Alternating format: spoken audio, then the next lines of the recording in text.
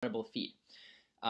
So it really has been quite a stretch in the past couple of years, and we're starting to see, I think, in the last year, a lot of mainstream adoption. I mean, we've grown more in the last month or 2 months than we have in the entirety of the cryptocurrency space. So buy levels. I'm not going to pretend to tell you what a good buy level is for Bitcoin. What I can tell you is that anytime a cryptocurrency shoots up, you always like in a very fast way, you're always running the risk of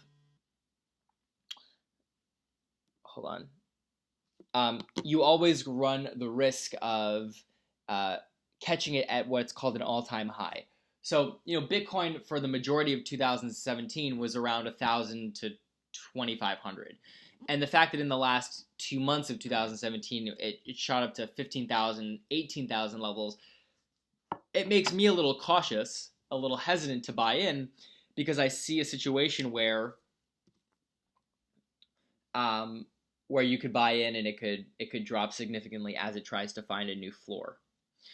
So if I had to throw a buy level in, I would just say, I'd be hesitant, because for every time I've told someone to be cautious and, watch the market, 50% of the time, it works out and they invest in a staggered approach and they have a pretty good dollar cost average. 50% of the time, they wait a week and it doubles in price. So it's really hard to gauge. Even with technical analysis, it can be difficult to gauge what a good buy level is for some of these coins. For Bitcoin, I would probably wait a few months. I mean, if you're looking at this video now, it's January 2018. I would probably wait a month or two and kind of see how the market levels off and see if it stabilizes at this level or if it kind of corrects itself a tiny bit to support these new all the new money that's coming in to the space. So how to buy? So Bitcoin is probably one of the easier cryptocurrencies to buy. There are a lot of what's called on-ramps. So an on-ramp is when you can buy a coin directly with a USD on-ramp is when you can buy a cryptocurrency directly with US dollars or with a national currency like the euro.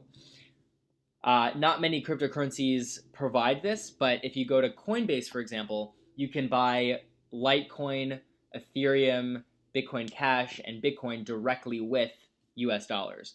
Whereas most other currencies, you have to buy with Bitcoin on exchange. Mm-hmm. So if you're ever curious about where to buy a cryptocurrency, the best thing to do is go into coinmarketcap.com, and if you click on the Markets tab, you can see.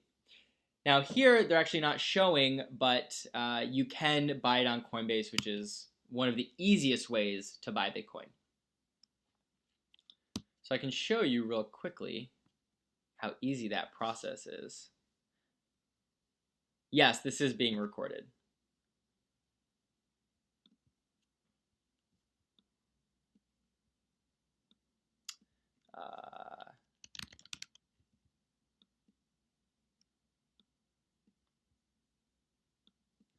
So what I've done is that I have, hold on a second.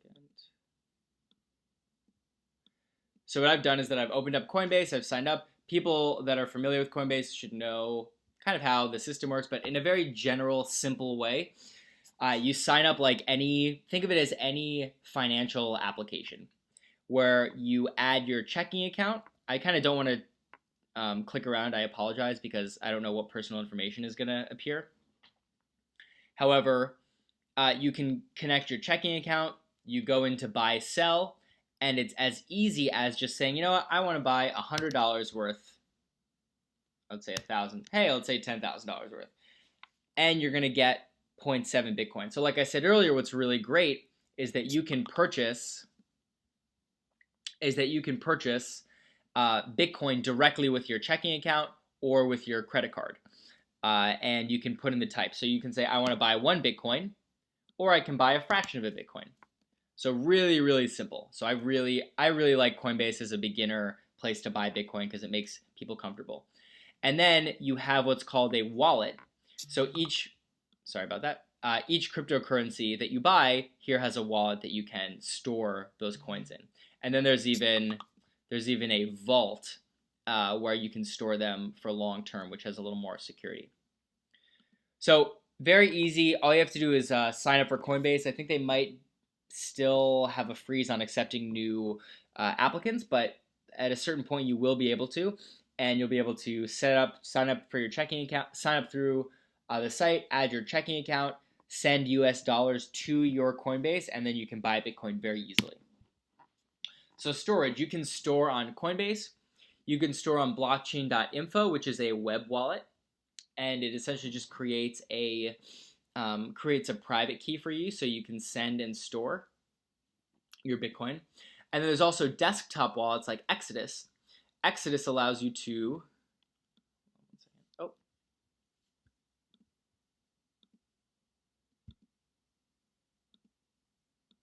up here. So Exodus is actually a multi-chain. Oh my god. Sorry, 1 second.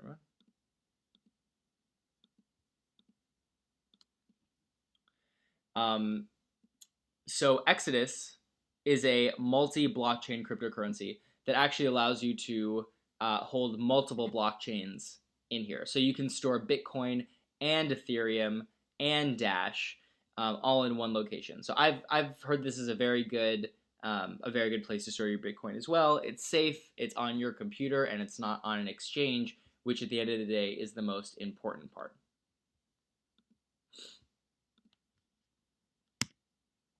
So, conclusion.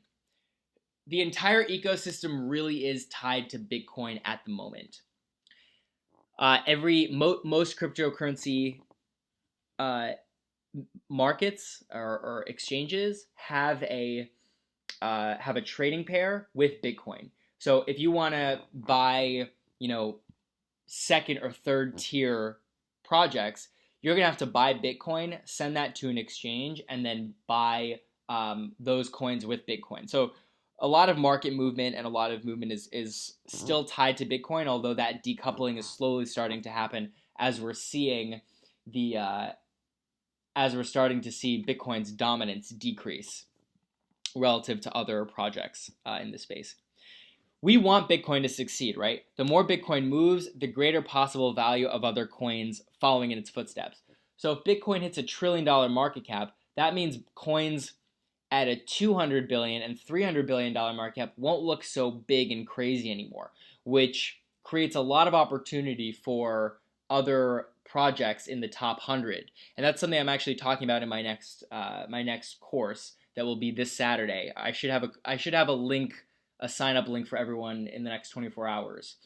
But that's a big component of my 2018 strategy, is looking to see which coins have the best possibility of moving upward with this market with pretty high multiples. And yet, I still think there are better opportunities out there than Bitcoin to invest in.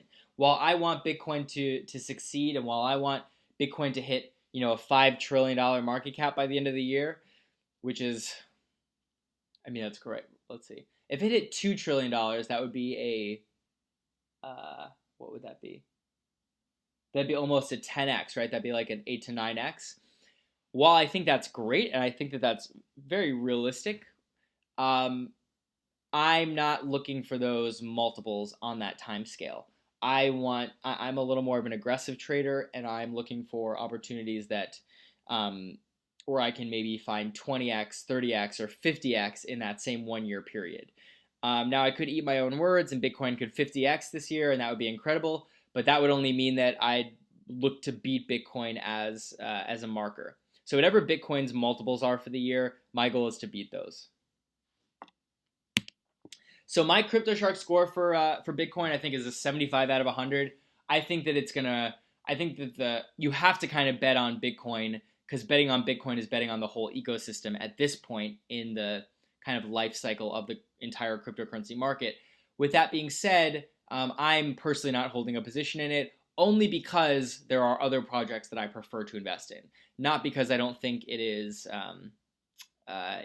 will increase in value. I definitely think that there are technologies with better fundamentals, technologies with better roadmaps, with better communities. I think that there are a lot of things that are lacking in the kind of infrastructure of Bitcoin. And when I say infrastructure, I mean as a community, as a technology, as a platform. However, I think as a store of value, as institutional money continues to come in, it will very much seek out Bitcoin first, which is one reason why I see it continuing to grow. So that is my little spiel about Bitcoin in the Coin Mastery series. Tomorrow we're going to talk about number 2, which should be either Ripple or Ethereum. I'm actually not sure which one we're going to pick because they're fluctuating, but we're going down the list. So that is my little presentation for y'all.